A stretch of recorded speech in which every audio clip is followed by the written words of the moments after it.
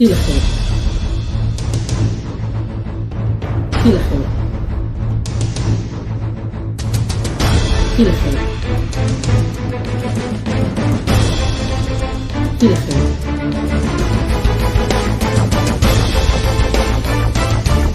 fii la xew.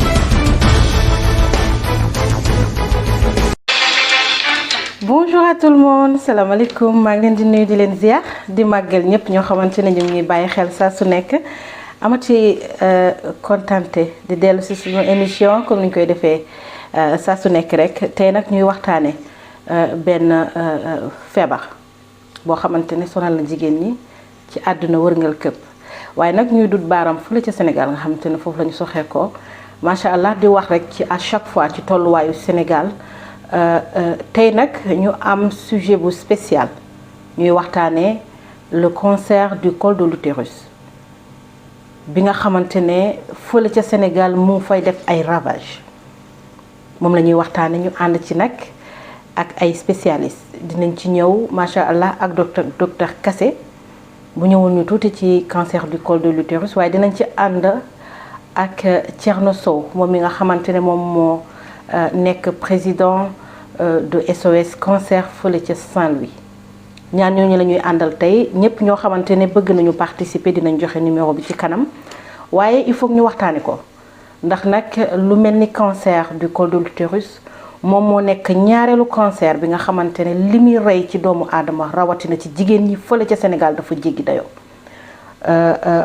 duñu jóg nag di soññ suñu mbokk jigéen ñi ñuy bàyyi xel ndax nag lii di wérgu yaram amul njëkk lii di wérgu yaram xaalis mënu koo dab te loolu la ñuy waxtaanee lépp rek loo xamante ne jigéen war na ko bàyyi xel pour gën a bàyyi xel santeem dinañu ut ay spécialiste dinañu ut ay boromi xam-xam walla sax ñu waxtaane ko suñu biir rek pour di sottante xalaat ndax nag cancer du col de l'utérus li muy rey par at ci doomu aadama dafa bëri dafa jéggi dayoo Sénégal nag feebar bi jigéen yu bëri am nañ ko mais xamuñ ko ndax nag la majeure partie balaa ñuy egg hôpital day fekk feebar bi am na benn stade bu mu yegg muy pour faj ko day laaj alal gu bari te xam nañu ni macha allah lu ci mel ni Sénégal am na ñu bëri ñoo xamante ne seen loxo jotul seen ginnaaw te fajum cancer du col de l'utérus alal gu bari lay laaj loolu la ñuy waxtaane tey dinañ ñëw léegi rek ak sunu spécialiste bi muy docteur Kassé mu ñëw ñu tuuti jotam bariwul waaye rek à chaque fois buñ ko woowee daf ñuy bàyyi xel dinañ ñëw ak moom tuuti rek ci feebar bi. Bonjour docteur. Bonjour, oui. Merci d'avoir accepté cette invitation. ñuy waxtaanee cancer du col de l'utérus. C'est vrai que ni am na jigéen yu bari xamuñu woon les signes yi nga xamante ne moom mooy tax ñu xam ne cancer du col de l'utérus la ñu am ak lan moo koy indi. Donc on a vu les statistiques, il y a le Sénégal fait partie des 20 pays au monde qui sont dans les statistiques des pays les plus touchés par le cancer du col de l'utérus. Oui. Et puis il y a 1200 femmes qui meurent chaque année de cette maladie. D'accord, ce sont des estimations. Des estimations, d'accord. Alors, le cancer du col, aujourd'hui, au Sénégal, sur la base des chiffres que donne l'Organisation mondiale de la santé et le Centre international de recherche sur le cancer, est le premier cancer de la femme au Sénégal. D'accord. Aujourd'hui, si on regarde très bien ces chiffres, on est à plus de 1200 cas recensés, qui meurent de cancer du col au Sénégal. Plus. Pourquoi? Parce que ces statistiques étaient basées sur des estimations qui sont données par le Centre international de recherche sur le cancer. Le Sénégal n'a plus depuis 1974 un registre de cancer. Wow. L'actuel registre qu'on est en train de mettre en place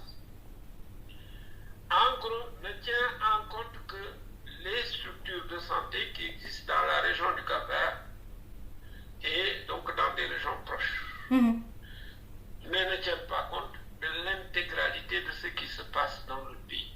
Donc, on ne peut pas dire avec certitude, voilà les chiffres. Mais on a des estimations. D'accord. Ça c'est noté. Ok. Donc c'est bien de le savoir, mais c'est quand même ahurissant. Depuis 1974, il n'y a plus de registre. Le registre qui a été remis en place l'a été par l'intermédiaire du Centre international de recherche sur le cancer. Et on a commencé cette année, d'accord, à essayer d'avancer sur le nombre de cas au Sénégal et le nombre de décès chaque année au Sénégal. D'accord. En tout cas, c'est énorme, c'est énorme. Donc, est-ce qu'on peut revenir sur les signes qui montrent qu'une femme a cette maladie? Alors, quand on me pose cette question, je dis toujours, il ne faut pas que les femmes attendent d'avoir des signes. Merci. Parce que si elles attendent d'avoir des signes, parfois, c'est trop tard. Trop tard, d'accord. Beaucoup de femmes n'ont pas de signes,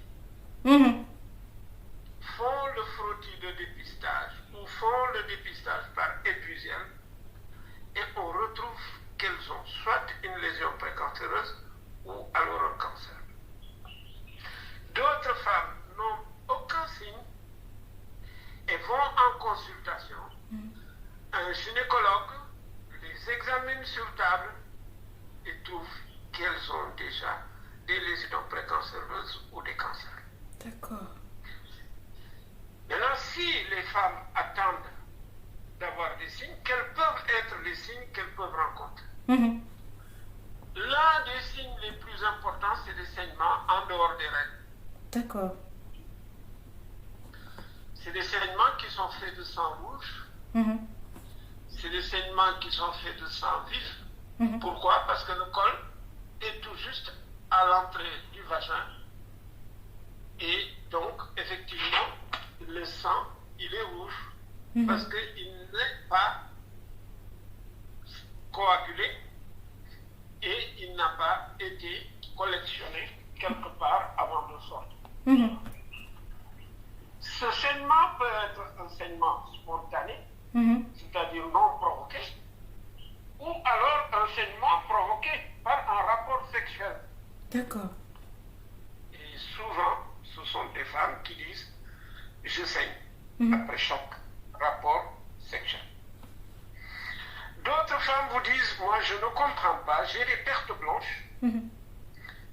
Et ce sont des pertes blanches qui ont une odeur assez forte. Et que rien ne semble pouvoir arrêter. J'ai fait tous les traitements imaginables et possibles. Je continue toujours à avoir des pertes malodorantes. D'autres femmes vous disent, j'ai un liquide, comme un liquide, qui tache le linge et qui même parfois tache mes vêtements ou l'endroit où je suis assis. Ça, c'est encore d'autres signes. D'accord. Mais alors, à l'extrême, d'autres femmes vont vous dire, j'ai mal. J'ai mal à l'intérieur du pelvis. D'autres, par contre, vont vous dire, man, j'ai même des problèmes avec les urines. Ou alors j'ai des problèmes quand je vais à la selle. D'accord. D'autres peuvent venir vous dire, j'ai un de mes pieds qui a grossi. Parce que le cancer a dû atteindre des ganglions et a comprimé les veines. Et donc le sang ne revient plus au niveau des pieds. Et donc le pied gonfle. D'accord. Et donc, vous voyez, d'autres par contre vont vous dire, je tousse. D'autres vont vous dire, j'ai maigri D'accord. D'autres vont vous dire, je n'ai plus d'appétit. Mhm. Ce sont autant de signes qui montrent quand même qu'il s'agit d'une lésion ou d'un cancer déjà avancé. Ok. Donc, je reviens à ce que je viens de dire tout à l'heure. Mhm. Il ne faut pas que les femmes attendent d'avoir des signes pour consulter. D'accord. Voilà. Encore. Merci. En tout cas, je sais même pas quoi dire. La majeure partie des femmes, quand elles vont à l'hôpital, vous l'avez dit, ça veut dire que la maladie a déjà gagné du terrain. Est-ce qu'il n'y a pas possibilité de faire des campagnes partout dans le Sénégal pour plus de sensibilisation aux femmes pour cette maladie? Depuis 39 ans, Mhm. j'ai commencé par faire des campagnes dans les régions du Sénégal Mhm. pour faire deux choses. Pour premièrement, faire le plaidoyer auprès des décideurs Mhm. pour que le cancer en général, le cancer du col en particulier, Mhm. le tabagisme en particulier, puisse être pris en compte dans la définition de nos politiques de santé. D'accord. Cela relève de la responsabilité de la gouvernance sanitaire de nos pays. Mhm.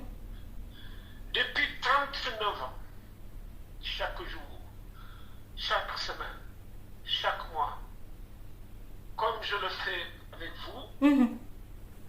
je suis dans les médias, dans les associations, dans les districts, dans les dispensaires, chez les religieuses et partout, pour dire le cancer du col est un cancer qu'on peut éradiquer. Il suffit que on ait un programme Mhm. national, financé, évalué, pour pouvoir éradiquer le cancer du col. Autrement, on n'y arrivera pas. Ça c'est vrai. J'ai moi-même créé des associations. J'ai créé l'association Prévenir, rien que pour la prévention des risques sanitaires et sociaux. J'ai également, avec d'autres, créé ce qu'on appelle la LISCA, la Ligue sénégalaise contre le cancer, qui avait pour vocation de réunir l'ensemble des ligues Mhm. et associations qui luttent contre le cancer. Et donc chacune de ces associations continue, en ce qui le concerne, à faire son travail de sensibilisation. Mhm. Malheureusement, comme vous le savez, une association n'est pas le ministère de la Santé. Ça c'est vrai. Une association n'est pas le district de santé. Mhm. Une association n'est pas la structure sanitaire privée. Mhm. Une association ne peut pas se substituer à tous ces organismes de gouvernance sanitaire. Mhm. Une association ne peut pas venir en concurrence avec toutes ces gouvernances sanitaires. Mhm. Le rôle d'une association, c'est de faire le plaidoyer pour que l'autorité de gouvernance sanitaire prenne le problème en main et en fasse un programme national de tous les jours et de tous les instants. Les associations ont également comme vocation de faire de la sensibilisation la plus large possible Mhm. pour que chaque individu, non pas seulement les femmes, mais les maris, Mhm. les enfants, puissent avoir l'information. D'accord. Une association peut également faire, ou devrait également faire, des modèles, Mhm. comme nous l'avons fait au niveau de l'association Prévenir, en créant des centres de dépistage dans les régions, Mhm. surtout les régions à ressources limitées. Mhm. C'est que nous avons commencé à Yeumbeul et nous avons mis en place 13 centres de dépistage dans le Sénégal. Machallah. Rien que Yeumbeul, en 10 ans, a fait 110 000 dépistages. Waouh. Imaginez que chaque district du Sénégal dispose d'un centre de dépistage. Je crois que le problème ne serait plus du tout d'actualité. Ça, c'est On bon. aurait réglé le problème. Donc, vous comprenez que la sensibilisation et le plaidoyer sont deux éléments essentiels, mais qui doivent être idéalement dans le cadre d'un programme national de lutte contre le cancer du col qui soit financé et qui ne soit pas qu'une feuille de papier sur laquelle on écrit des stratégies. Merci beaucoup. En tout cas, on vous encourage et on vous félicite depuis 39 ans que vous faites ce plaidoyer pour le Sénégal, pour aider les femmes qui souffrent de cette maladie et même d'autres qui ne savent même pas qu'elles ont cette maladie. Depuis 39 ans que vous accompagnez des associations pour la lutte contre le cancer avec l'ISCA et votre association Prévenir. On peut que vous féliciter, docteur. Mais, comme vous l'avez dit, le travail reste encore. Pourquoi le ministère ou bien même le gouvernement tarde à faire ce travail avec vous ou bien avec les autres associations en mettant en place une politique sanitaire basée sur cette lutte contre le cancer? Cette question, vous devriez la poser au ministre de la Santé. Mais par contre, je peux vous donner quelques réponses. D'accord. Pour ce que j'en sais. En 2021, l'Agence internationale à l'énergie atomique a encouragé le Sénégal à aller vers une stratégie planifiée de lutte contre le cancer. Et je sais qu'il y a eu un travail énorme qui a été mis en place et qui suit son chemin. Ceci a été commencé en 2021 et ça se poursuit en 2022. D'accord. Donc, si vous pouviez avoir des hommes travaillant au ministère de la Santé, peut-être qu'ils pourront vous guider. On va le faire. À avoir des informations complémentaires sur la question. On le fera, on le fera. On va tout faire pour essayer d'avoir leur avis. Pourquoi ce retard pour la finalisation de ce projet pour la lutte contre le cancer.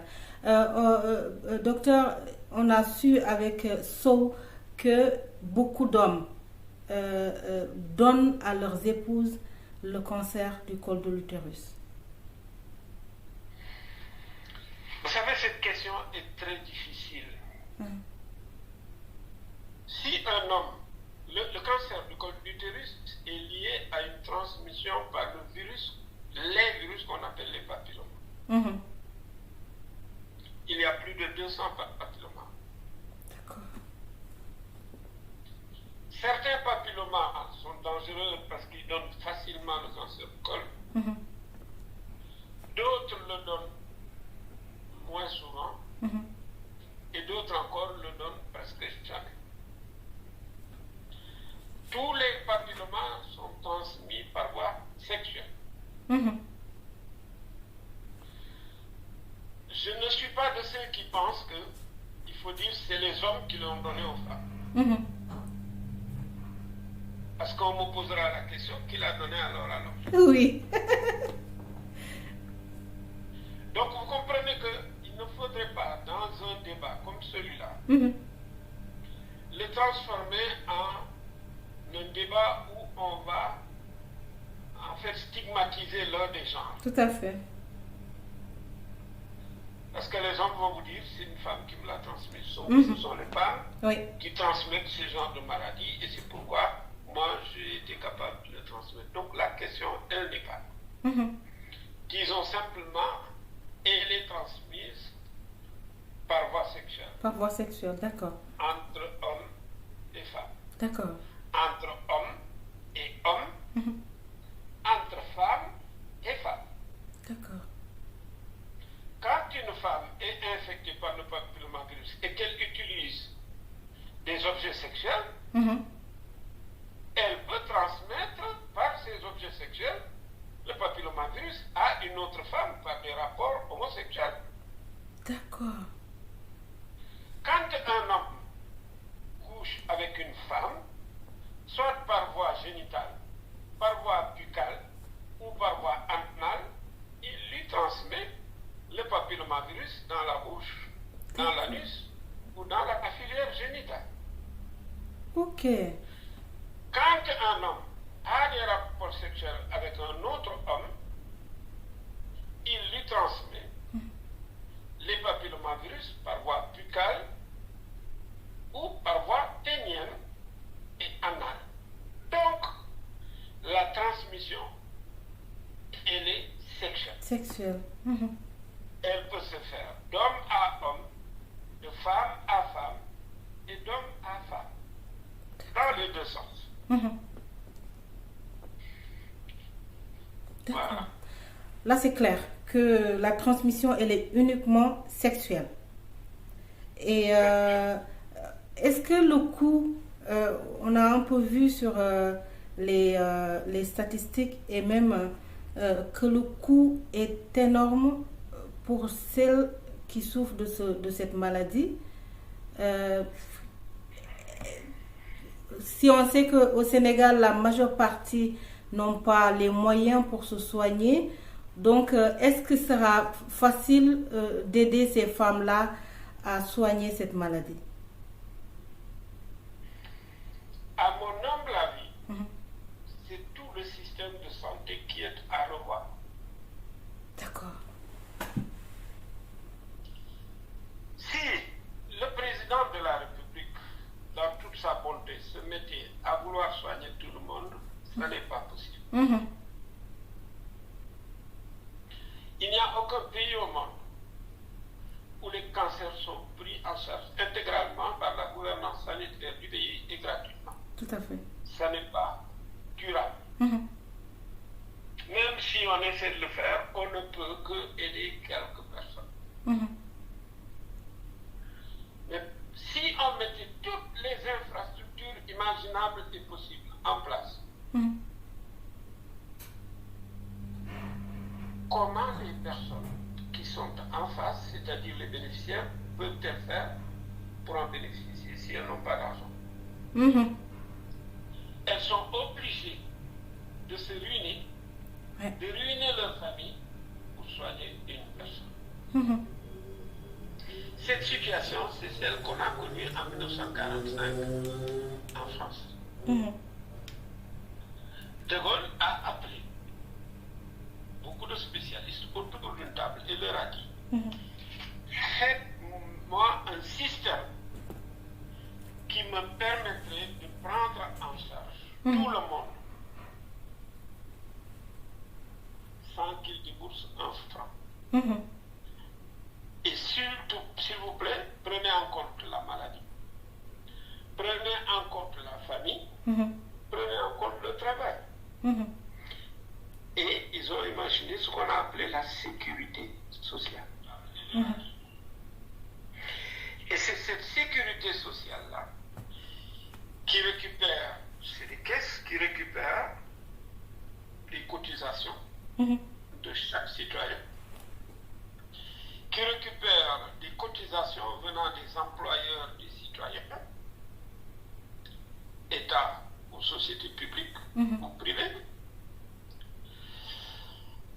et qui récupèrent également des dotations venant du gouvernement et de l'État, qui récupèrent également des taxes sur ce qui rend les gens malades, c'est-à-dire la cigarette, l'alcool, etc., etc. Et c'est cet argent-là qui est mis dans une caisse qu'on appelait la caisse de sécurité sociale. Et donc, qui est une assurance maladie.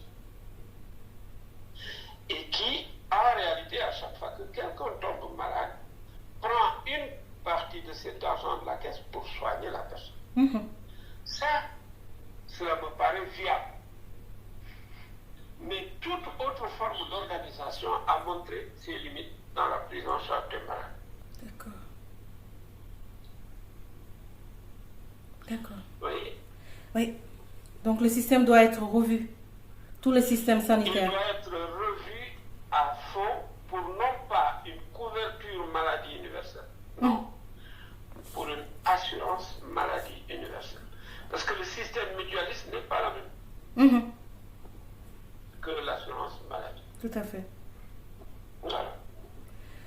En tout cas, on vous remercie, docteur.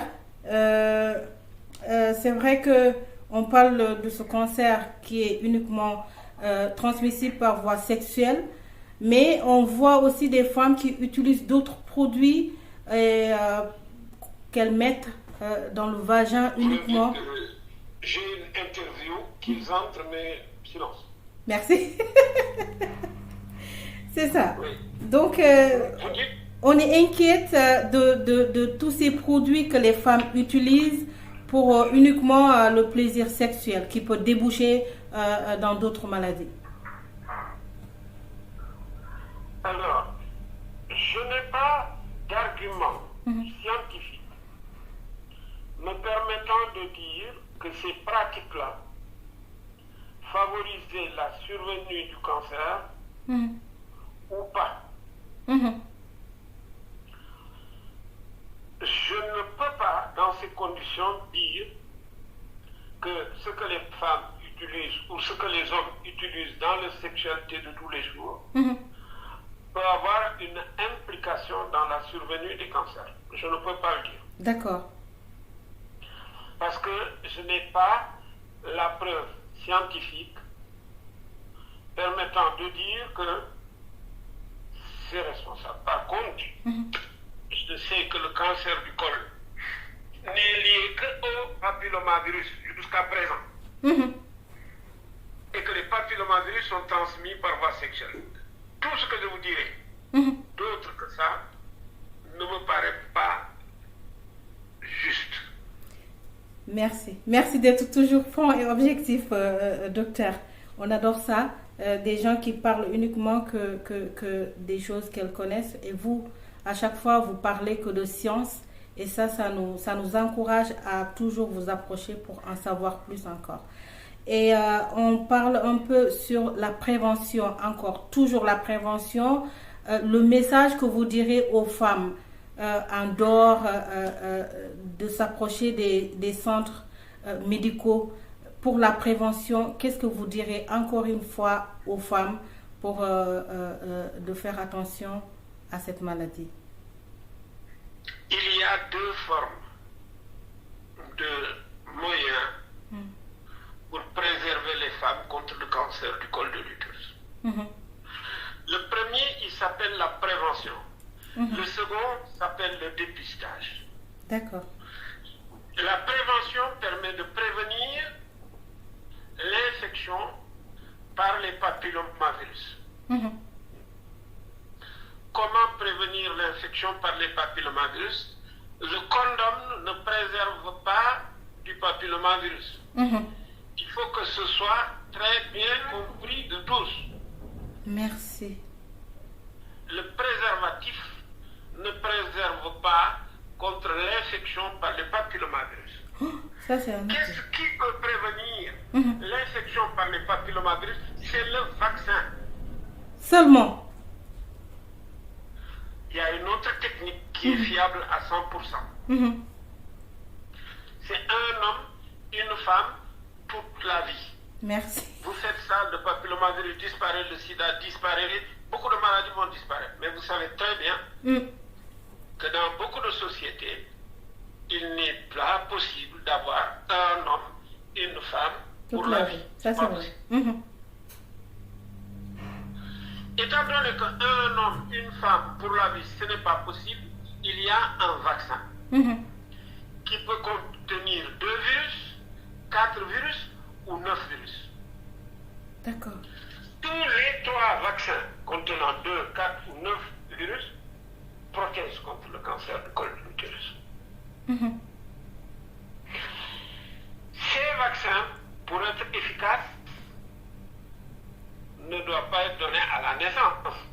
si vous le donnez à la naissance, jusqu'à l'âge des rapports sexuels, il ne servirait à rien.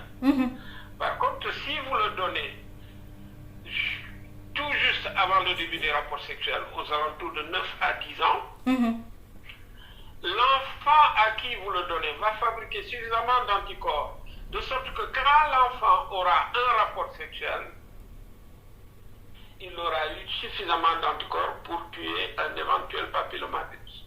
D'accord. Et donc, dans ces conditions-là, vous vous doutez fort bien que commencer à 9-10 ans, c'est formidable. Mais on ne peut pas vacciner que les enfants de 9-10 ans. Donc, tout dépend de l'argent dont dispose le pays. Oui. Si le pays dispose de suffisamment d'argent pour vacciner jusqu'à 18 ans, pourquoi pas? Pour vacciner jusqu'au-delà de 18 ans, pourquoi pas? Pour vacciner que les filles, oui, c'est bien, mais sauf que si vous protégez que les filles, si toutes les filles ne viennent pas, vous ne protégerez pas toutes les femmes. Ça, c'est vrai. Par contre, si vous vaccinez garçons et filles, le garçon qui est vacciné ne va plus transmettre le virus aux femmes. D'accord. Si vous vaccinez les filles, même si elles sont infectées, elles fabriquent suffisamment d'anticorps pour tuer le virus qui les a infectés. D'accord. Mais en plus, elles fabriquent plusieurs anticorps qui peuvent tuer d'autres virus qu'elles n'ont pas encore. Ok. Donc, il ne faut pas vacciner que les vierges. Il faut vacciner à partir d'un certain âge toutes les femmes, avec ou sans rapport sexuel. D'accord. Ensuite, il ne faut pas vacciner que les filles.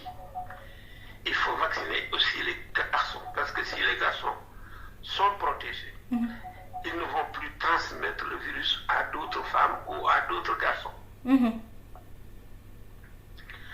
Jusqu'à quand peut-on vacciner? Les États-Unis ont montré que jusqu'à l'âge de 45 ans, quand on vaccine une femme, elle fabrique suffisamment d'anticorps pour pouvoir se protéger pour le restant de ses jours. Jusqu'à 45 ans. Jusqu'à l'âge de 45 ans. D'accord. Par contre, ici, il nous arrive de raconter des choses qui ne sont pas tout à fait justes. En disant à une femme, oh, vous avez 40 ans, ce n'est plus la peine de vous vacciner. Vous savez ce qui se passe? À partir de 40 ans, 45 ans, souvent les femmes, les hommes considèrent que bon, leur compagne est un peu vieille. Et ils vont chercher une femme plus jeune. Ils lui donnent l'infection, ou alors cette femme leur donne l'infection, et le monsieur transpose l'infection à cette femme à qui il était marié pendant 40 ans. D'accord. Et cette femme, à 40-45 ans, elle attrape le virus. Et vous savez ce qui va se passer? Non. Au bout de 25 ans, elle développe un cancer du col et elle vient nous voir à 65 ans. Et nous rencontrons beaucoup de femmes qui ont 60, 65 ans ou plus et qui ont un cancer du col, qu'elles ont attrapé à 45 ans. Si on les avait vaccinées peut-être plus tôt, peut-être que ça ne se serait pas passé ainsi. Tout à fait. Donc voilà là quelques petites informations qui doivent en fait remettre les pendules à l'heure. Tout à fait. Le deuxième volet de la protection des personnes saines, c'est le dépistage. Si les femmes arrivent à 60 ans, 45 ans avec des cancers avancés, souvent on ne peut faire que des traitements palliatifs. D'accord. Par contre, si on découvre le cancer du col très tôt, on le guérit à 100%. Je viens de voir une patiente dont le mari était gendarme qui est décédée. Elle a une lésion précancéreuse. Celle-là, si on la traite, on la guérit à 100%. Et on l'a dépistée au centre de santé de la gendarmerie dans des campagnes de dépistage que je fais. Waouh. Alors, malheureusement, elle n'a plus de mari, elle n'a plus de revenus. Oui. Et on a demandé au service social de la gendarmerie de l'aider pour pouvoir se faire soigner. Ok? Donc, le dépistage permet de voir des lésions très tôt. Le dépistage par frottis a été celui qui a été utilisé par les pays occidentaux. Il a montré son efficacité. Il a diminué de plus de 80% les morts par cancer du col de l'utérus. Mais le Sénégal ne peut pas faire la politique du tout frottis. Pourquoi? Il n'y a pas assez de techniciens pour lire les frottis. Il n'y a pas assez de laboratoires pour lire les frottis. Et il n'y a pas assez d'argent pour payer le frottis à toutes les femmes. Alors qu'il y a 3 500 000 femmes qui ont besoin d'être dépistées. Si vous prenez les chiffres de l'AFSD, il y a 3 500 000 femmes qui ont plus de 25 ans et qui donc ont besoin d'être dépistées. Si vous ne les dépistez pas, vous doutez fort bien que cela ne marchera pas, vous n'allez pas diminuer la mortalité. Ça, c'est vrai. Mais alors, si vous combinez la vaccination avec le dépistage, non seulement les enfants n'auront pas de papillomavirus et donc ne feront pas de cancer du col, mais les femmes qui ont déjà atteint l'âge de la maturité vont être dépistées et ne vont pas mourir de cancer du col. Rendez-vous dans 10 ans, vous éradiquez la mortalité par cancer du col. Il y a 2 pays au monde qui ont réussi à le faire, c'est l'Australie et la Nouvelle-Zélande. Wow. Qui ont éradiqué la mortalité par cancer du col. Cela fait depuis 2008 que je pousse le Sénégal à aller vers ça. Je l'ai essayé aux îles du Cap-Vert. Non, ils n'ont pas suivi. Et maintenant, la communauté internationale essaie de nous aider pour qu'on aille vers l'éradication des décès par cancer du col. J'espère que nous y arriverons. On espère bien. En tout cas, c'est faisable, docteur, comme vous l'avez dit, c'est faisable qu'on arrive à éradiquer cette maladie du col une bonne fois pour toutes et aider ces 3 500 000 femmes qui doivent être dépistées parce qu'elles doivent être dépistées. Sinon, on n'en finirait jamais avec cette maladie-là. Voilà. En tout cas, merci docteur. Merci de nous avoir accordé de votre temps. Oui. On adore toujours vous écouter. On adore toujours apprendre avec vous en aidant des femmes qui ont besoin d'informations, plus d'informations pour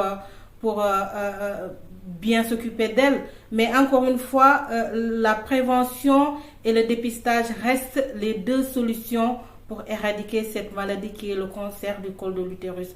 On vous laisse donner votre dernier mot à toutes les femmes et ainsi qu'à nos dirigeants pour faire face à cette maladie.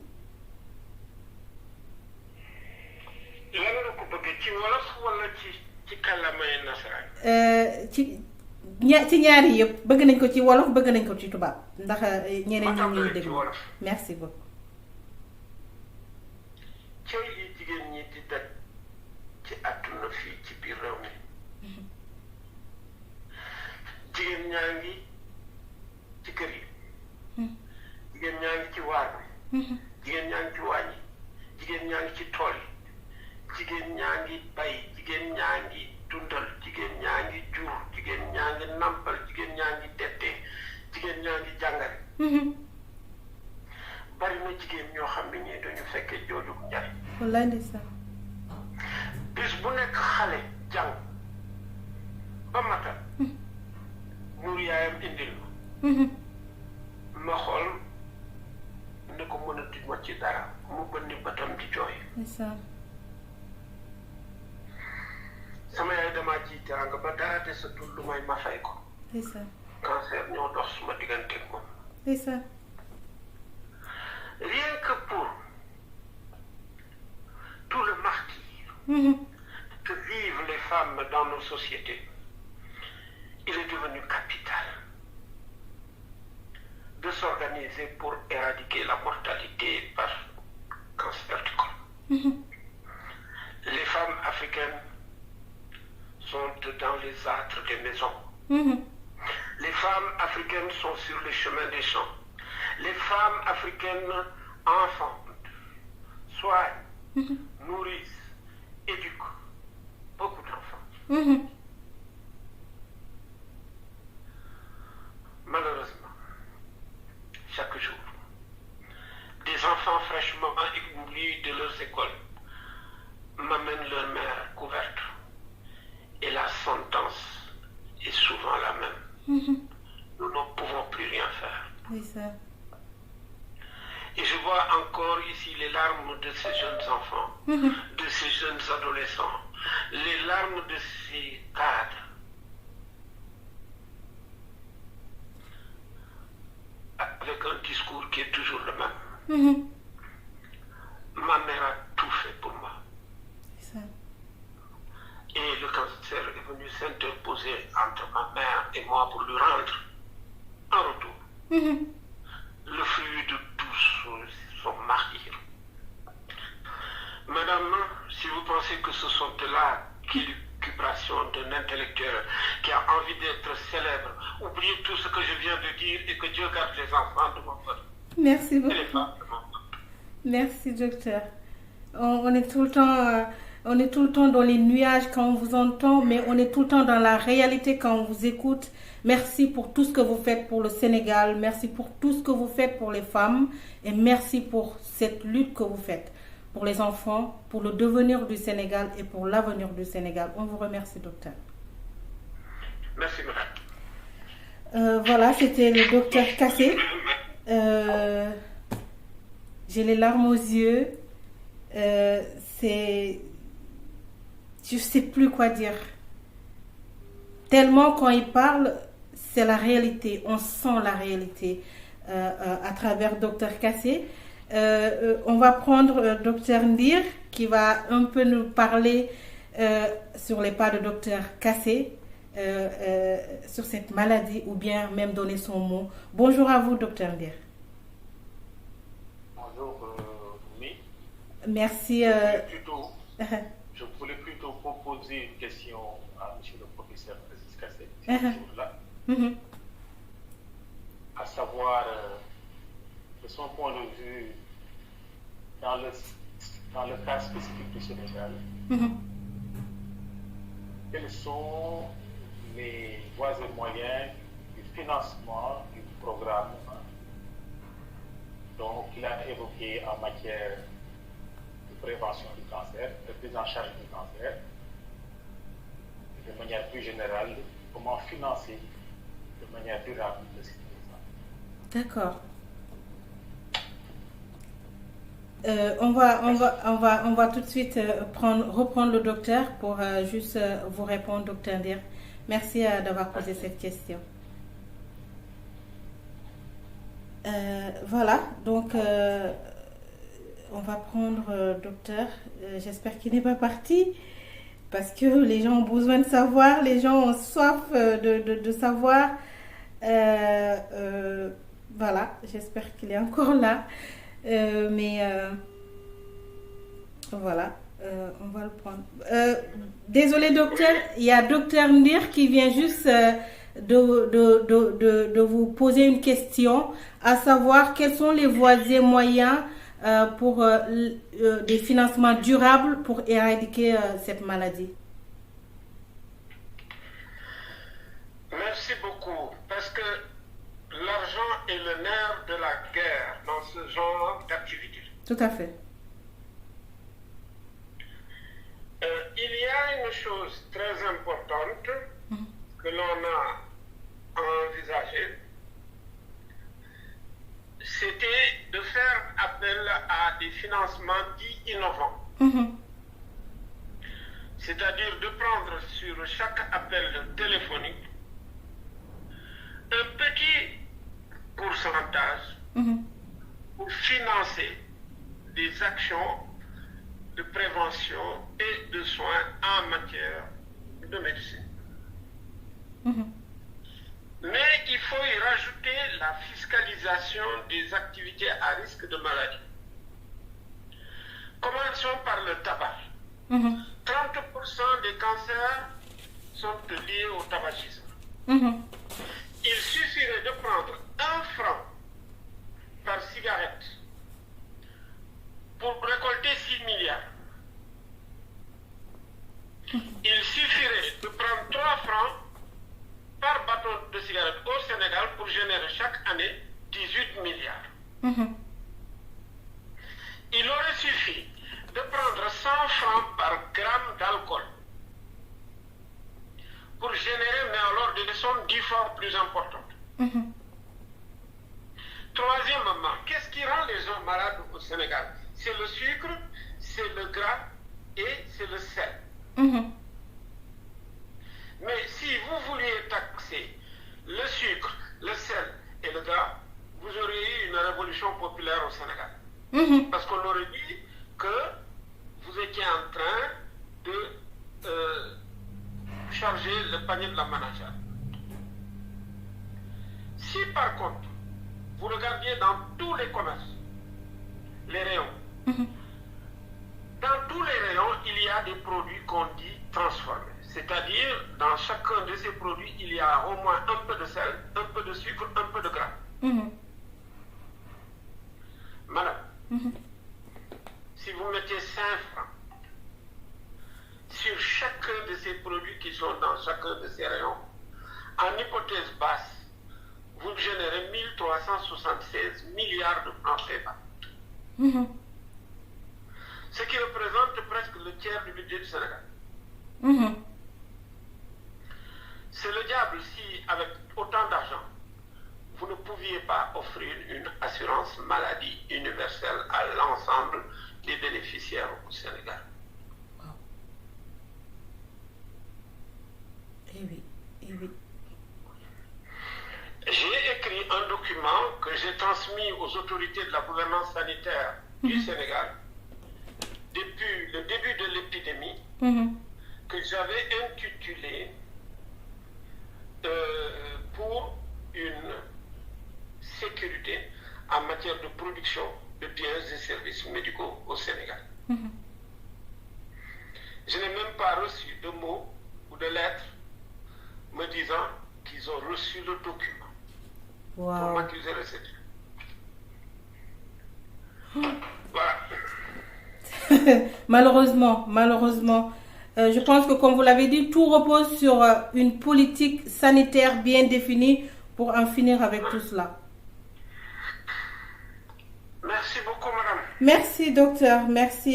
J'espère que docteur Ndir, s'il veut revenir pour parler. En tout cas, merci. Et j'espère que nos autorités nous écoutent pour au moins en finir, comme l'a dit docteur Kassé. Il faut une bonne politique sanitaire pour aider ces femmes, ces jeunes et ces hommes sénégalais qui se battent tous les jours pour éradiquer le cancer de manière générale. Le cancer du col de l'utérus fait des ravages au niveau du Sénégal. Il faut que nos autorités fassent quelque chose. Il faut que nos autorités aident la population en faisant quoi?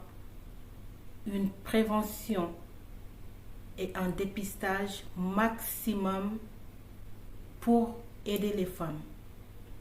Beaucoup de femmes souffrent de cette maladie, mais n'ont pas les moyens pour se guérir ou même pour faire leur traitement comme il se doit. Le docteur Kassé, depuis 39 ans, lutte. Sillonne le Sénégal et même la sous-région pour aider les gens, aider les femmes, aider les enfants qui souffrent de cancer. On a des gens qui peuvent faire quelque chose. Pourquoi ne pas les écouter? Le gouvernement, c'est la population, c'est nous tous. Chacun doit apporter son grain de sel pour son pays. On ne cesse de féliciter le docteur Kassé, on ne cesse de féliciter et d'encourager toutes ces personnes, docteur Ndir Thierno, qui est le président de l'association SOS Cancer, d'autres personnes, docteur Kassé avec ses associations, l'ISCA avec l'association Prévenir, qui lutte depuis des années pour aider la population sénégalaise à éradiquer le cancer. Il faut qu'on les écoute. Ça ne sert à rien d'avoir des spécialistes, ça ne sert à rien d'avoir des gens qui ont étudié des années et des années, qui sont partis à l'Europe pour se renforcer, qui sont partis ailleurs pour encore avoir beaucoup plus de savoir. Et au final, ça ne sert à rien. Il faut écouter ceux qui savent. Il faut écouter ceux qui peuvent apporter. Et c'est comme ça qu'on parviendra à au moins développer notre pays et à au moins éradiquer certaines maladies qui peuvent être éradiquées. Il l'a dit, on peut éradiquer le cancer du col. Tout repose sur une politique sanitaire. Mais pour cela, il faut le donner aux personnes qui peuvent et qui savent. Chaque département doit être géré par des personnes qui savent, qui ont des connaissances et qui peuvent apporter quelque chose dans ce domaine.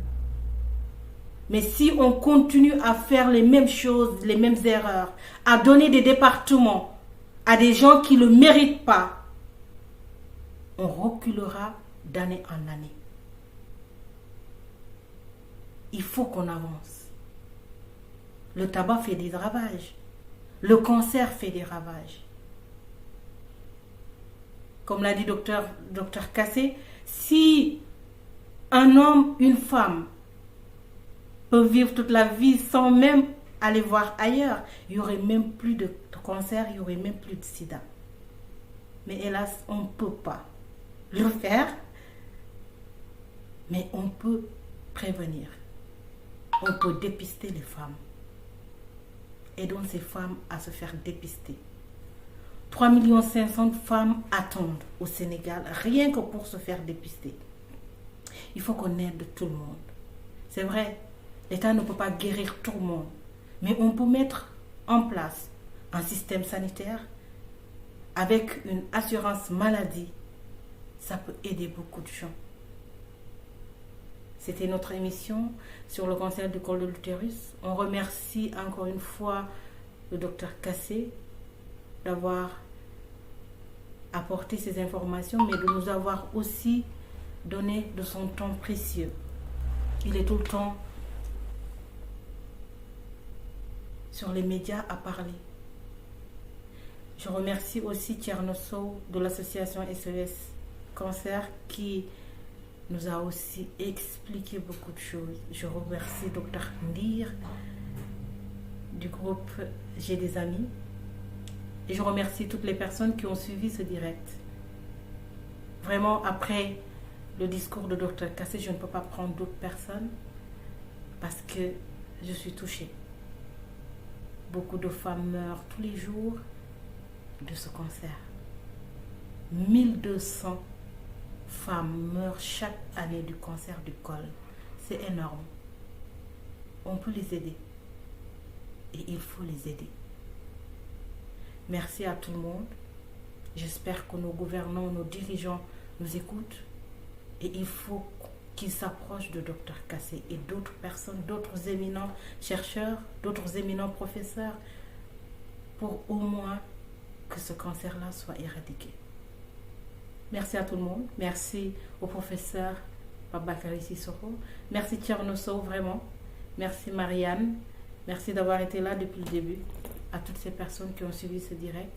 Je vous dis à la prochaine, à samedi avec un autre invité, avec un autre thème. On débattra sur le Sénégal, sur le monde, tout le temps, pour au moins apporter notre savoir ou bien même approcher des connaisseurs tout le temps pour le Sénégal. Merci à toutes les personnes, merci à vous surtout qui nous suivez depuis le début de ce live.